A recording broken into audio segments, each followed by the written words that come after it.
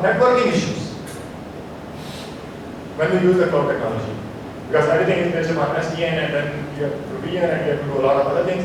So a lot of things go over there. So this guy has worked in this direction as far as clouds are concerned, and based upon his work, he has been admitted as IEEE fellow.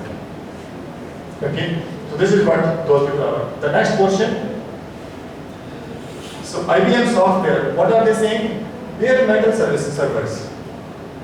So we are talking of infrastructure as a cloud, we are talking of infrastructure as a service, platform as a service, we are talking of software as a service, but these people are talking of bare metal as a service. Physical computer to be provided as a service. Nobody else is using that computer, that entire computer is for you to use, and you pay when you are using it. Okay, relatively expensive resource compared to the rest of it, but if you look at the other portions, cloud orchestration service of the cloud. And more things. So these are the areas where the heavyweights are working. And we can see that they don't map on the previous slide. They are working on something different, something else. And to add credibility to the entire thing, I have not taken the resources from, this is IBM, this is Microsoft, this is Google. Everybody has a cloud. So they know what they are talking about, they know what they are doing. Okay, so that adds the credibility to this particular slide. So based upon whatever is being done over here, this is what they are already producing the software and hardware for. What's the future direction? Okay, from this point onwards, I'll be narrowing down on one direction. I'll be sort of leaving off the rest of it because there are a lot of things that can be done. To know what we should be doing in the future, we need to know what the clouds are already doing, what they cannot do. Okay, so what clouds basically do is, as I mentioned in the beginning, if anybody wants to start up a business that is computational technology or storage technology intensive business, clouds can help over there. You can shift your computational power on the cloud, you can get the services from there, and your requirements in terms of capex, the initial cost that you have to invest to make your business come up, IT-based business, will be limited to your own expertise, your own area. An education institute wants to set up an education system where there's an online, let's say an online university to be established. These are education people, they don't want to mess with the IT part. Okay, so that's where the cloud will come. You shift your entire IT infrastructure on the cloud and they will manage it fine. Okay, so what happens? This is a startup company. I'm sure we have not heard about this company, but the main thing, this company processes about 30 billion to 50 billion actions per day. Okay, what they do, they have crawlers, they search the internet. Whenever a new app comes up, they will buy that advertising space. Okay, so when this company started, they cannot process, on the first day they needed this capacity. Because if they have to win, they have to search for all the advertisements available and they have to grab that space. Okay, so if first day they need to establish 30 billion actions processing system, I think that's going to take everything. Maybe the remaining companies' cost will be like 1%, maybe not even 1%.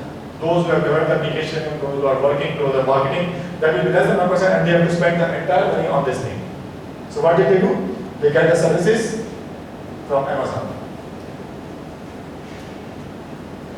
Okay, so this is what the cloud does. It reduces the initial cost, capex, initial investment into any business, into any work. What they cannot do, when the capex is reduced, you go into the cloud, infrastructure is managed for you, number one. Number two, the generic applications are also managed for you. You don't have to manage your applications by yourself. If a new Windows version comes up, you can simply request and the next instance that you will boot into will be using the new Windows. You don't have to do that on your own. You don't have to purchase the licenses, you don't have to buy the new software for Office and so on. This, the cloud is doing for you. However, the generic application change is not directly managed by the cloud. This is done manually by the cloud service provider. When a new operating system comes up, or a previous operating system becomes obsolete, they have to install the instances, they have to make sure that this new operating system is available to the customers, and then it has to be publicized, it has to be advertised that okay, this system is also available for installation, and so on. Similarly, new softwares are manually added into the system. Okay, now you can get the software with this, the instance with this software as well. Problem is that if they want to obsolete a specific operating system, that's not possible. For the time being, it takes a lot of time. It's a gradual change. Okay, so that gradual change, where they actually want to get rid of, let's say, Windows XP, should be written on the next slide. They want to get rid of Windows XP, but there are 3 people in their 3 billion users or 3 million users who want to use Windows XP. They love Windows XP. They don't understand any other operating system. They don't know Windows 7 or Windows 10. So for those 3 people, you have to keep Windows XP in your system. Okay, so this change propagation is very slow, very difficult. For the time being, is not done by the clouds themselves.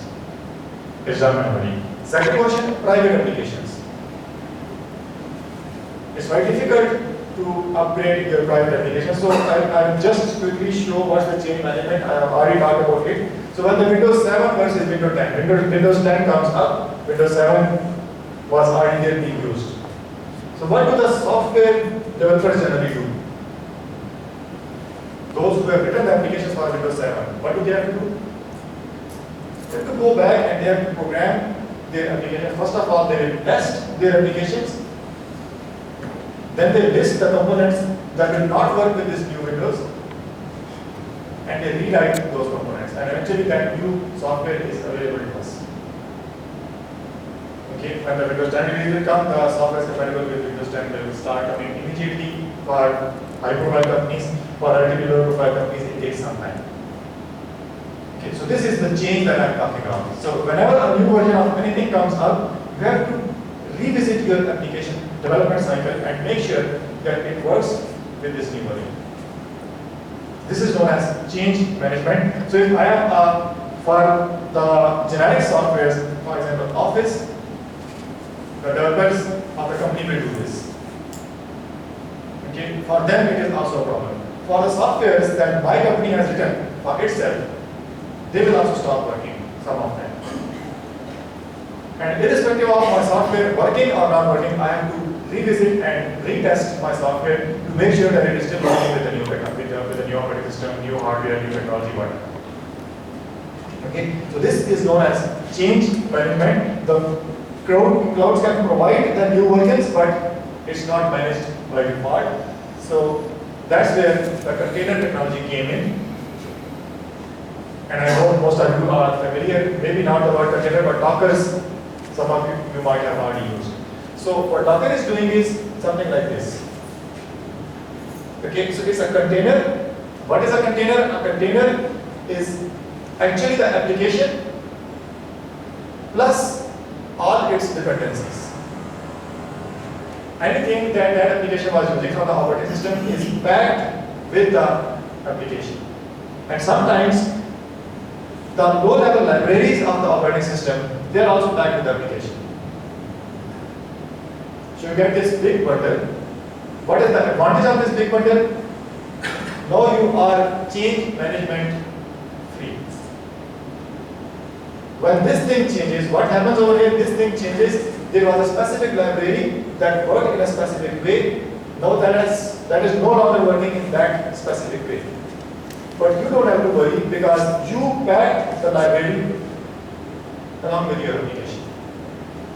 So your application will continue to work. It will not stop working.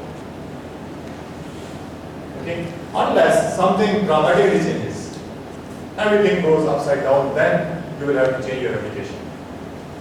Okay? And generally the containers are made to work with multiple operating systems, multiple things. So they are really independent of the operating system, and operating system changes, they can work almost in any environment. Okay? So that is the advantage of the containers. So containers basically are independent technology. Containers are there. They are as old as virtualization technology. However, with the clouds, they have got a boom, and now everybody is talking about, specifically this company Docker is very popular as far as container technology is concerned, and they are making a lot of money through this container thing. What they do, this container is actually straight away executable in the virtual machine. And that's the advantage of the container. And you can run more than one containers within a single operating system, or you can directly run the container without an operating system on the virtual machine, because sometimes it has the operating system back into it. I will talk about that in a minute. So this is the containers and the container technology. How does this help in that change management? Actually faces that problem. Now you don't need to worry about that change part. As I said, unless something drastically changes, then you go for this change management. Okay, so this is listed here because this is one of the future research. Okay, containers are, as I said, containers are already there. They were there for quite some time. However, because they were not really being used, there are a lot of issues with that. Okay, let's talk of a couple of them. Change management problem solved. However, storage management and provisioning is one of the big problems with the containers. When the container is created, how much storage the container itself requires, how to provision that. And there is no knowledge, no information about the storage requirement of that container. How much storage it needs. The application that it will be running on needs how much storage. That needs to be provisioned before the application actually starts. Okay, with normal operating system it is fine, but in the clouds I am asking for the capacity. If it is running on my hard disk, I am okay. I can provide more capacity. You can use whole disk space. But if it is cloud instance, I have already requested for, let's say, 200 MB. The container comes in, it's just 50 MB, but it creates the data structure that is on the disk. It needs the space of 3 GB. So now it will fail on my 200 MB instance. Okay, so this information is for the time being communicated to the people. Okay, this application requires this much time, you create this much space. But they should be provisioned automatically. You should not be communicating this information manually and then requesting the resources. The container should be able to do this by themselves. So there are 5 storage companies that are working just on this thing. This document is 3rd December 2015. So they are just working on this one, and there is an open advertisement. Okay, anybody who can work on the storage side is welcome. We are not talking about big data, we are talking about the storage provisioning for the containers in the clouds. Okay, so that's one thing. Second question, network management. We have a container deployed, the container migrates from one computer to another computer, everything migrates. As long as you are within the same subdomain, your IP address will work, so it's fine, subnet. But you cannot, for the time being, migrate your container out of one subnet into another subnet. That is not done automatically, and there are a lot of issues. If that is done, tunneling is used, but that slows down everything because the containers are massively dependent upon the data. So if you are tunneling, every packet will be slowed and entire thing becomes very, very slow. So this is network management for the containers, specifically migration management. When the container moves from one system to another, one physical machine to another physical machine, and actually changes its subnet, something has to be done. Okay, it's an open research problem. There is one system, IO Visor, which tries to provide efficient mechanisms of communication, but that does not solve all the problems. I tried to find out the companies that are working on this domain, but I could not find out many. There's one or two that came, but these solutions are not ready.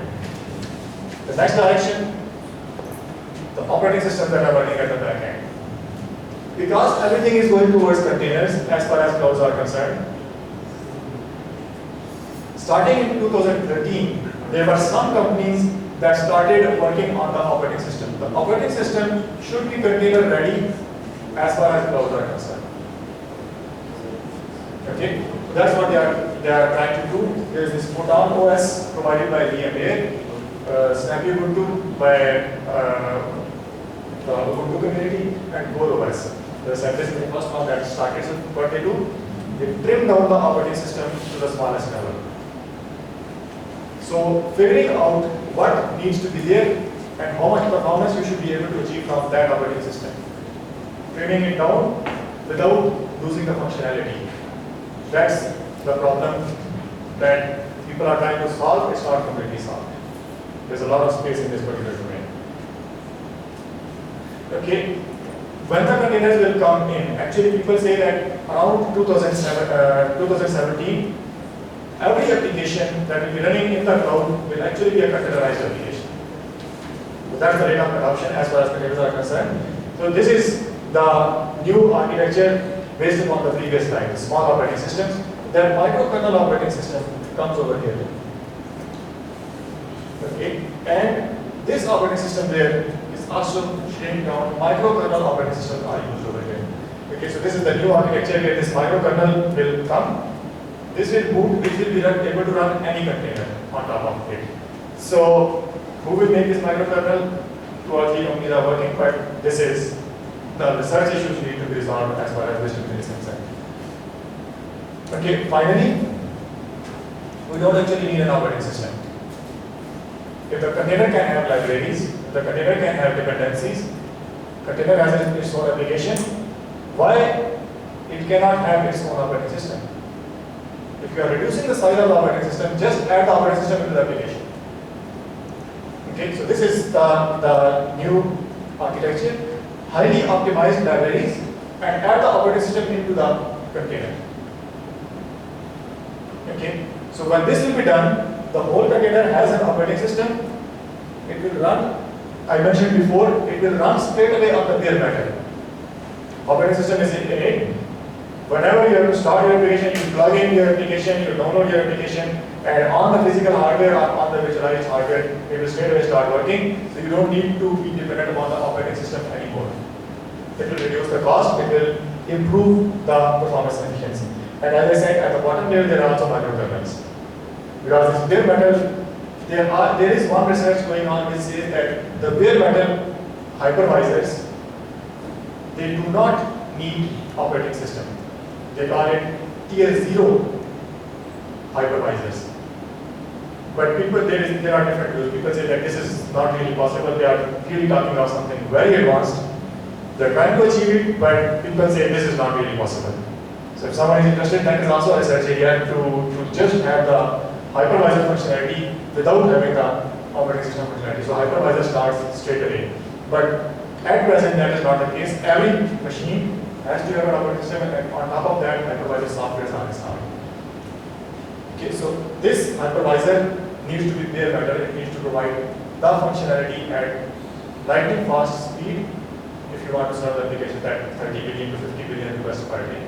Okay, so this is the future research. This is the direction where everybody is heading, everybody is trying to work on, and that is where I started running as well. So the conclusion of the presentation, as far as research, future research directions are concerned, because I have not seen anybody among the big guys working on anything other than this. It does not mean there is no other direction, but generally what is there is the management portion of the clouds, part 1. Container technology. It is an independent technology, but bringing the containers into the cloud, and everything in the cloud is now revolving around the containers. So the container technology, the operating systems, optimization of the libraries and operating system, and networking and storage services related to the containers. This is what is the future direction as far as cloud computing is concerned. Okay, so it is significantly important that we look towards latest trend. There are a lot of things that we can do, so it's better to do the latest research, because if we keep on working on the things that we have been working for 10 years because we know that thing very good, in the end, what we are doing, we are chasing. But we are chasing the wrong direction. So we will be left behind. Okay, so the main idea is to start looking towards the directions that everybody really is looking towards. Okay, so with this, I conclude. If there are questions, hopefully we have over 15 minutes, so I can answer the questions.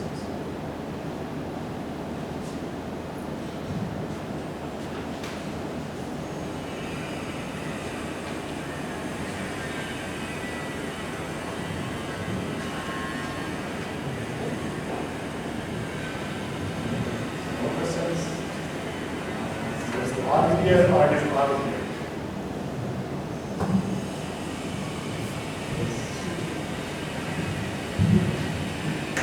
Assalamu alaikum, Dr. Anjum. It's first time I am meeting you. Actually, I saw that you once came UI also. Yes. Like the computer science. Actually, my question is that cloud is a stack, right, of 3 layers. Platform as a service, infrastructure as a service, and one more. So my question is, can't we make it 4-layer? Why 3-layer only? Okay.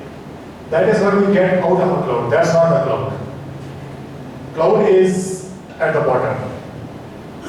Okay, so I am providing, as far as this conference is concerned, I was part of the organization. I am delivering a keynote talk, and I will be involved in the training. Okay, these are the 3 services that I provide. But what am I? Based upon which I can provide these services. So I have deployed a cloud, that is why I can help with the cloud training. I have studied a bit in this direction, that is why I was able to deliver this talk, and I have some management experience based upon which I was able to organize the conference. So these are the 3 services that I am providing. As far as cloud is concerned, cloud provides those 3 services. It's not consistent of these 3 services. It's the bottom, it's something at the bottom. The 4th service that we are talking of, yes, that is what the bare metal concept is. Okay, so we don't talk of infrastructure that is virtualized. We don't talk of the software that is on top of that virtual machine. We don't talk of the platform. We talk of physical hardware that is just the physical hardware, and I get access on the physical hardware. That's the bare metal technology. This company that I mentioned, with processing 30 to 50 million, the problem that they were having with their virtualized hardware, which was infrastructure as a service, was that they were not getting consistent performance. They wanted consistent performance.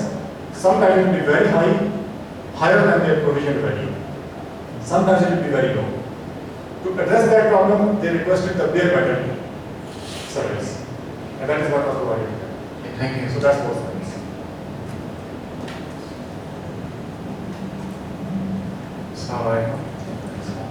Regarding the infrastructure as a service, you have highlighted that the current service that is provided by the current cloud solution providers are only VC based, and it's already there. It's already a hardware existing in their data centers, and they are just trying to do it. So what about the current offers that they have seen from this, like What about the hardware that you can, like, even you can increase every time that you want, and the hard disk that you can increase as if you are on. Okay, so the difference actually comes with the, let's see, that one is, okay, these virtual machines that are created at the top, they are being created on these physical machines, but one physical machine can have 3, 5, 10, 100 virtual machines running. Okay, so I get the hardware kind of capabilities, and I can expand it. I can shrink it, I can expand it. Both are possible. The issue is, when I am running my task, there is another task that is being executed by the virtual machine that has been created by somebody else. And I have no control over that particular virtual machine. So what that virtual machine is doing, at a particular time instance, it comes, it does many megaflops of computation. Okay, so that is going to reduce my computational capacity. Because now that physical processor at the bottom is being shared by that virtual machine and me.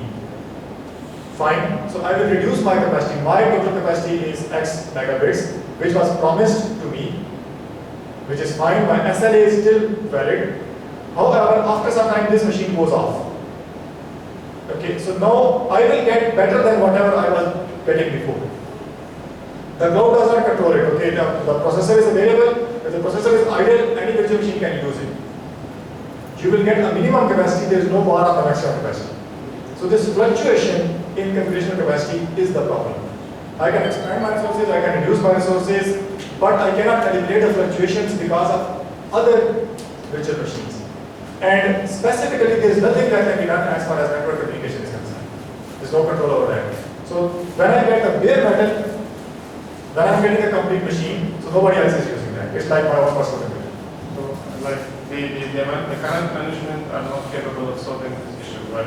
No, they don't provide bare metal. There are solutions for example, I just showed IBM. IBM has a solution for bare metal. But by default, infrastructure as a service is not bare metal. It's the virtual machines. Thank you.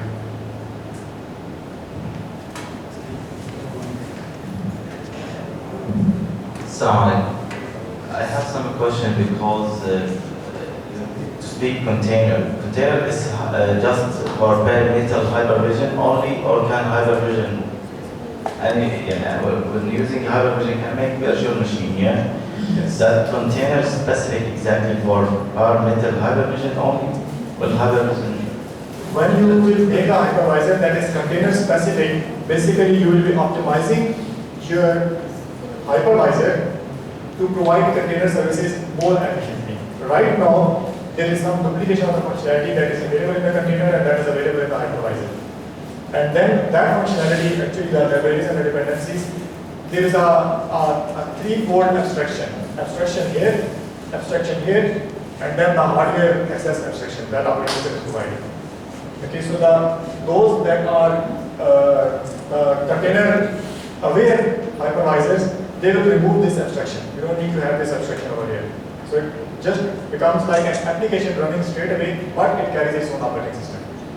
So if you run, right now, if I run a normal application in a virtual machine, it runs better compared to running my container.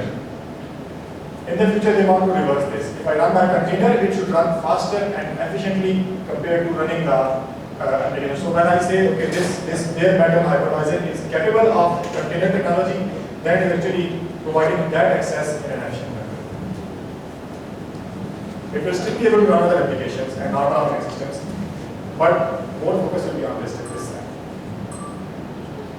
Not for container like library, it's supported for library, like for you can use any software application running here. But virtual machine, I can put it like software as services, for example, and platform as services. The library in container can using multiple operating system, the platform as services. But the virtual machine can using in container. The container I is want inside the specific for a virtual machine. The container is used in Just, I think container using just platform and software services, the Docker.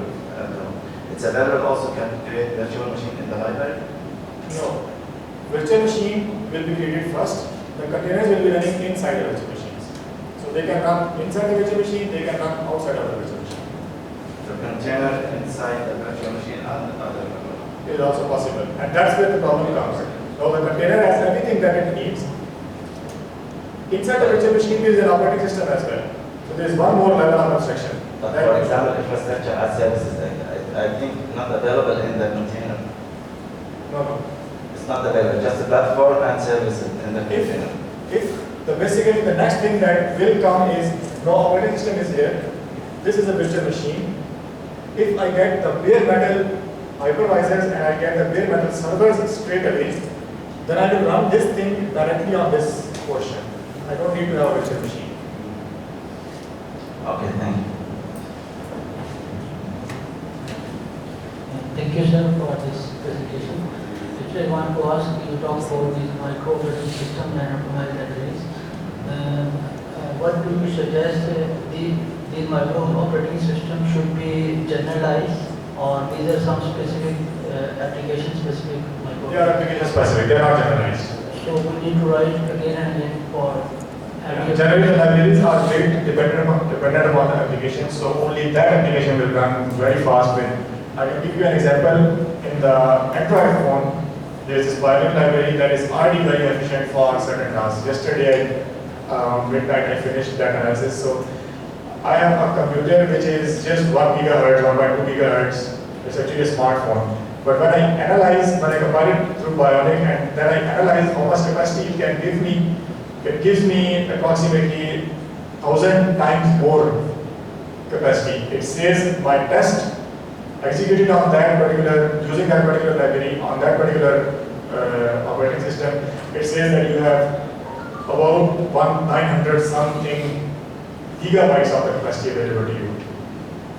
that's not even the physical capacity of our processor. So what actually it's doing is eliminating certain computations that are not required. Okay, so it's not actually running those computations, it's just eliminating them, and because I'm receiving the result for that one, so they are eliminated. So that's one optimization of one functionality. How the loops are created, how the variables are created. Okay, so I can do this for any other thing, I can optimize the specific functionality, but